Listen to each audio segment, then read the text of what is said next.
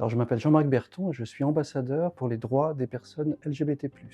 Ça consiste à porter les messages de la France en faveur des droits des personnes LGBT+, en Europe et dans le monde, dans un contexte bien particulier, caractérisé à la fois par un recul des droits dans un certain nombre de pays et une polarisation très forte, de plus en plus forte à l'échelle internationale. La première priorité, sans conteste, c'est la dépénalisation universelle de l'homosexualité. Il y a encore 61 pays qui criminalisent les personnes LGBT+.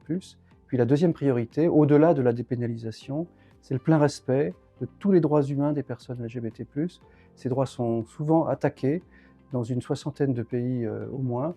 La liberté d'expression, la liberté d'association, la liberté de réunion sont particulièrement mises en cause. Alors je suis venu au Japon pour échanger à la fois sur nos politiques publiques. Nous avons à apprendre l'un de l'autre. Nous avons une relation de grande qualité, une convergence de vues dans beaucoup de domaines. Donc nous pouvons parler même des sujets sensibles comme celui-là. Et puis je suis venu aussi pour partager nos visions de l'international, nous coordonner à l'échelle internationale pour mieux protéger les personnes LGBT+. Je rencontrerai des parlementaires, des représentants de l'exécutif, des acteurs de la société civile. Voilà, toutes les personnes qui ont un avis, une analyse sur cette question. Il y a quelques mois, j'étais en Thaïlande.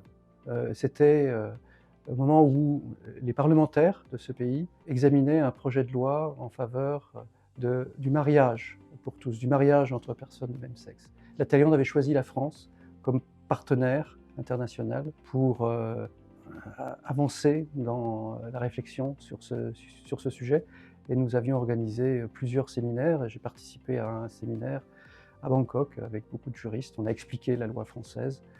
Et je crois que voilà, c'était un moment très, très important. Je crois qu'on a convaincu nos partenaires thaïlandais. Et quelques mois plus tard, ils ont adopté cette loi, mais c'est évidemment dû d'abord à des dynamiques internes.